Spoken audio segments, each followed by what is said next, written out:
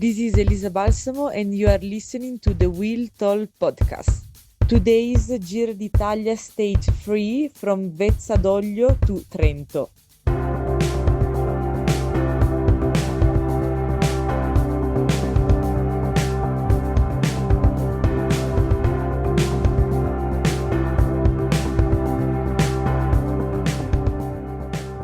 Hello and welcome back to the Wheel Talk podcast, brought into this episode by the one and only Elisa Balsamo.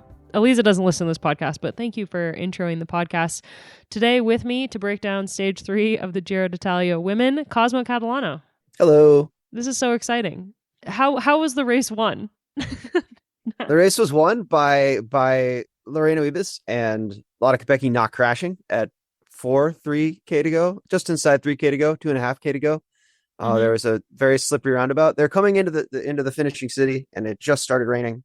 And it was, you could almost see the oil on top of the puddles. It was just this beat up, 2-lane, no shoulders, industrial-ish kind of looking road in Italy. And the race, it just started raining, so everything was super slick. And they came into a roundabout, and one of the Phoenix riders, I think about fourth wheel, slid out and basically stopped up everyone behind her. And somehow the top 6 or so riders made it through in a group. At one point, Christina Schweinberger took off, and I was really excited to do a Schweinbergler, sneaks away with the win. But she got caught inside the final kilometer. Barbara Garici, I think, for SV Works, did a huge amount of work pulling there. And that basically there were about 4 riders contesting the sprint. Lieke Nooijen hit the last corner, which was about 90 degrees on cobbles, super hard. Like, I thought she was going to crash. She hit it so hard, but actually opened up a couple of bike rider gap to Wiebes, and then she looked back and was like, oh, there's a gap, kind of slowed up, and Wiebes easily took the sprint. Yeah, that's how it went down. Yeah, as if Lorena Wiebes wasn't already unstoppable in the sprints. She was only sprinting against 3 people for this one. So it was really, we knew that Lorena Wiebes was going to win the stage, or we kind of assumed that Lorena Wiebes was going to win this stage. And then she didn't really have much competition. It was pretty cool to see Josie Nelson get up there and get into second. Picnic PostNL have a pretty strong sprinting contingent, and for a second there I couldn't tell who it was with their dorky helmets, and I thought maybe Megan Jastrab had notched a second place on a Giro stage, which would have been really cool. But yeah, a nice little SC Works Pro Time sandwich there with Lieke Nooijen taking third on the stage, and I think she'll be pretty happy with her lead out, winning the stage with Wiebes, and also taking third on the stage given the day that she had on stage 2. For sure. It was interesting to see how so there were, for the course of the day, there were 2 solo breakaways. Basically, they couldn't seem to meet up with each other. Like you said, the whole peloton seemed very okay with the idea of this being a group sprint. And it really was when Picnic came forward with their train of helmets, train of weird helmets. We're going to say it. They're time trial helmets. They're time trial helmets, and it looks very serious, like something out of a sci-fi movie where the evil Imperial Guards are showing up.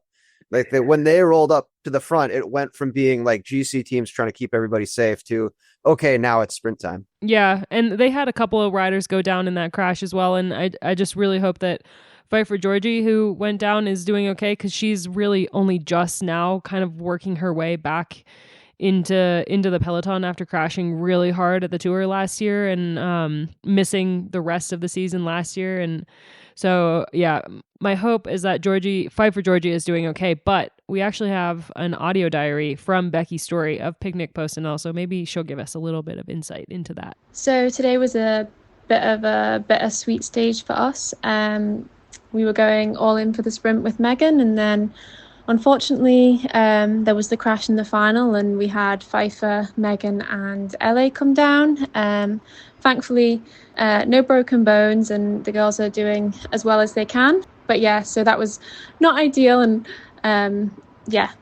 obviously really, really sad for us. But then luckily Josie managed to come through and avoid the crash, and then finish off the stage with a super impressive second place. So yeah, tonight we celebrate that, but also feel a bit of disappointment for the girls that came down in the crash. So yeah, but many more days to come and lots more opportunities. So yeah, we carry on the fight. In that crash was also the pink jersey of Anna Henderson, and Anna Henderson, the fight for the pink jersey, Anna Henderson wearing it, but also the main GC contenders in Reusser and Elisa Longo-Borghini gave us a nice little mid-stage showing with like you said, the two solo riders off the front. They really went for those intermediate 2 seconds. Like they had a full GC sprint for those 2 seconds. Yeah, and Reusser won it, which was, at least she won the second one. How many were there? Do you remember? There were 2 seconds because there were two riders off the front, so they got the last chunk of points. So now she's 3 seconds behind instead of 13 seconds behind instead of 15 seconds behind, which is still, I think, going to be completely inconsequential. But 31 seconds. I was a little surprised to see her beat Longo-Borghini. Yeah, I was trying to do the math in my head of like how far Reusser is ahead of Longo-Borghini, because I think we can assume that Henderson will lose the jersey tomorrow, even though I think Little Trek will do everything that they can to hold on to it. I think that is probably not going to happen, but it's the gap between Reusser and Longo-Borghini that is going to be, that's what we need to be keeping an eye on at this point. Yeah, I mean, I would have expected her to beat Henderson in a sprint, but the Longo-Borghini being there and not being able to take it, like, Reusser seems really up for this race. Yeah, seriously. She's just like so stoked. She's just happy, like all the time happy. She was like happy that Henderson took the pink jersey. She's happy that she's just out there racing her bike. So it's really great to see. There were a couple of times through some of the corners where Movistar was just like, okay, we're already at the front, so we're just gonna, like, they'd come through a corner with their little protective bubble for Reusser, and they'd come out and they'd be a couple bike lengths ahead of the rest of the pack, and they'd sit up and wait for them to come back. Just very much like everything seems so dialed for the team, which is, I was a little nervous after the stage Henderson won, because Reusser was pretty alone for some of that.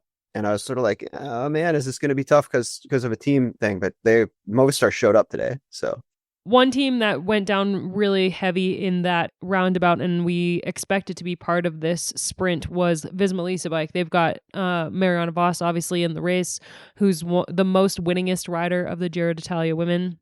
But she was not able to contest the stage today against Wiebes, and we have an audio diary from Lieke Nooijen. So let's hear from inside the Visma-Lease bike camp. Today, stage 3 of the Giro d'Italia women. We started in Visma-Lease and finishing in Trento.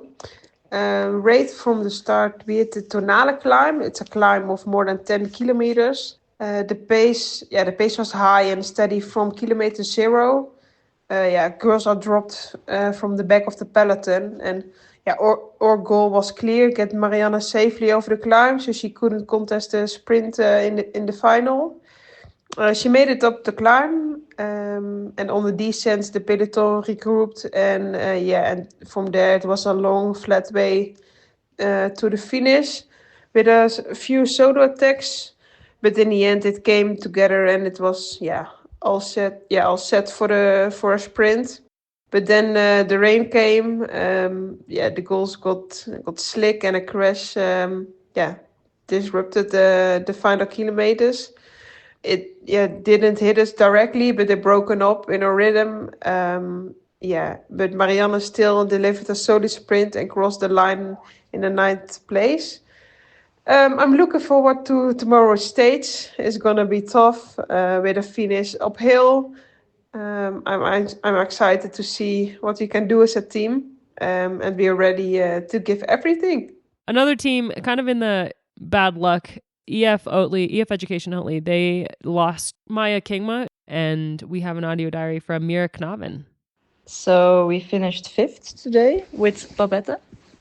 She did a really good job in the final. It was super hectic. There were crashes and it was raining and technical. And she managed to get the 5th place. So that's really good. Bit of a roller coaster today, actually.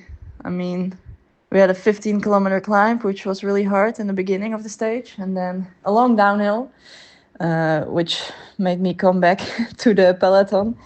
That was actually the most fun part of the day. I really liked the downhill. I could bring up some speed and make it back to the peloton. So I really enjoyed that. I rode together with some other riders as well. So it was some nice bonding time, maybe. And then the rest of the stage was, super hectic, actually. It was flat to the finish line. And then we finished it off with Babette. She did a really, really good job. Tomorrow's stage looks like it's going to be a GC day. And we have an audio diary from Alice Towers from today. So that's a team that I'm fully expecting to be in and amongst it tomorrow, especially with zondacrypto being Canyon-SRAM zondacrypto. I'm still not used to calling them that. Zondacrypto being a sponsor of the race. So I think, Antonia Niedermeyer looks like she's riding really well. So let's hear from Alice Towers. Hi, it's Alice Towers, riding for Canyon-SRAM zondacrypto, and I'm number 47 in this year's Giro d'Italia Women. Today was a sprint day, but in the profile we actually had to tackle a 13-kilometer climb in the beginning of the stage, which it was an obstacle that we needed to get over. And if we wanted to sprint with Chiara at the end, then the first plan and my job of the day was I needed to stay completely with Chiara over this climb, just like keep her on the limit but not too far on the red, and then chase on the descent and into the valley. So we stuck to the plan, and Chiara, she really dug deep, but she did really well to not be too far behind the main group over the top of the climb. And then we sent it down the descent to get back to the peloton, and with a bit of help from Tiff at the end, we managed to catch back the peloton, which was great, and then had a short recovery, regrouped as a team. All of a sudden we were thinking about lining up for the sprint, so with about 20k's to go, actually we started setting up and regrouping and trying to take control of the right side of the road before the sprint. So I did my final last bit of work was to keep the right side of the road for about 10 kilometers, just outside the 10k to go mark, and then handed it over to the girls to set up the sprint. So it was a hard day for me, actually, because I feel like I was chasing and then chasing. And so I think, like, the girls, they were also in a really good position when there was the crash just underneath 3k to go on the roundabout, which we were really disappointed with, because Chiara wasn't able to sprint, and we really worked hard to put her in that position. But we were really proud of the way that we rode as a team and the way that we committed to the plan and did everything to arrive to the finish line. And we were just really unlucky there. But I think, like a lot of teams were, and there was only a small handful of riders that weren't affected in that crash. So we can be proud of the work we did today, but we were just unlucky to not be able to sprint for the results. So that was a recap of today, and now we're in the Dolomites, and I'm just about to go down for dinner, which I'm excited about. We've got an early start tomorrow, so all about recovery from here. Bye. So Cosmo tomorrow, general classification stage, 142 kilometers. I'll let Balsamo say it tomorrow. You can hear from her. But we've got 4 categorized climbs. The first category 3 climb is midway through the stage, and then there's 2 4-category climbs before the final Cat 1 that leads to the finish. And this final climb is a lot more significant than the climb on stage 2, 9.6 kilometers long. It averages 7.3% and reaches up to 11%. It's also got the last category 4 climb is like right before the base. So they like do a Cat 4 kicker, descend into the Cat 1. So I think this is a stage where it's going to be really hard for Henderson to keep the jersey, and we're definitely going to see the likes of Reusser, Longo Borghini, Anna van der Breggen, and I assume AG Insurance Soudal's 4 riders in the GC battle, all kind of fighting for the stage and also fighting to take the lead. Definitely. This is like, it was a little weird to me that the stage 2 had that KOM points at the top, just because it was such a like drag coming into the finish after that little steep wall. But I'm thinking back to that day and how Sarah Giganti did on that steep part. Like, I'm really curious to see how AG Insurance handles this stage. Like, they've got a lot of weapons to deploy, and it doesn't really play well to Henderson's strengths. I wonder if Legal might try to send someone up the road instead. Yeah, I think we will see a pretty strong breakaway going. Like, I wouldn't be surprised to see a big breakaway go early in the stage, especially with a couple climbs like leading into the final climb, I think there's a lot of opportunity for a break to go. And I think it might be like a huge group that we see roll off the front with a lot of teams represented. And then whether or not it becomes the peloton lets that go out to a big distance or keeps it in check and you have satellite riders for some of the GC riders. I don't know if it's going to be kind of like a 2-race kind of day with that breakaway going for the stage, or they're going to be kept in check enough that we have, riders out front that they then can help the GC riders and whatnot. So I think overall, for me, this looks like one of the days that you definitely don't want to miss.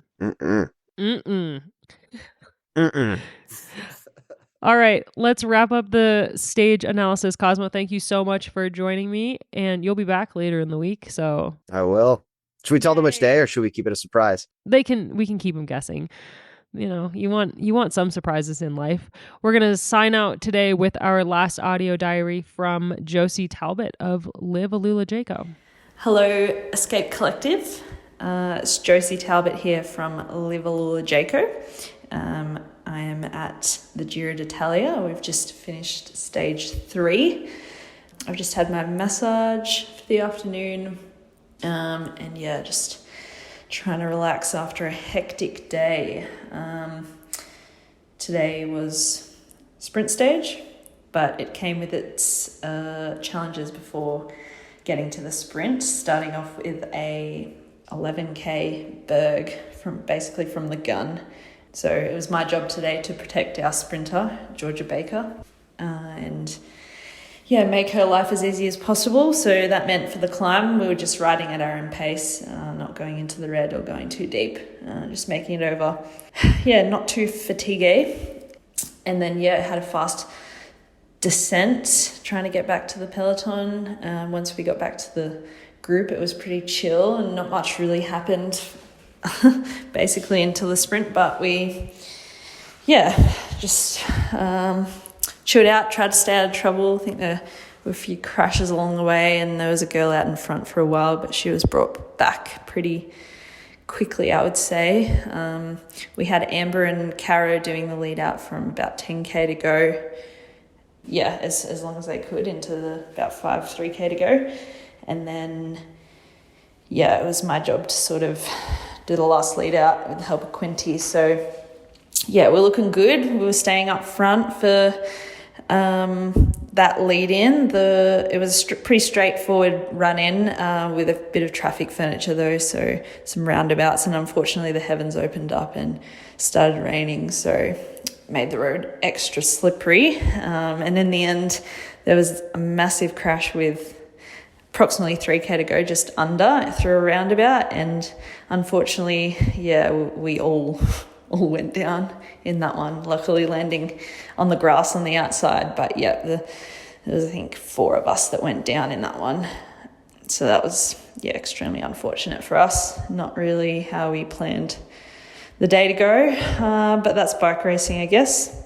So we just look forward to the next day. Tomorrow we got some hills on the cards, and there should be another opportunity for a sprint the day after that. But so just trying to take the learnings from today, and hopefully we can apply it again and avoid a bit of carnage. Just in other news, relaxing at the hotel. This is actually my first ever race in Italy, surprisingly. I'm enjoying the scenery in the mountains up here. We've got a massive bathtub, which looks very appealing to jump into. I wish we were staying this hotel a little bit longer, but we're only here one night. We're on the move basically every day this week. Now just hanging out for some dinner, cooked by our chef. We're really living the luxurious life up here in Italy. Ciao. This episode was produced, edited, and mixed by Will Jones at Red Bricks Media.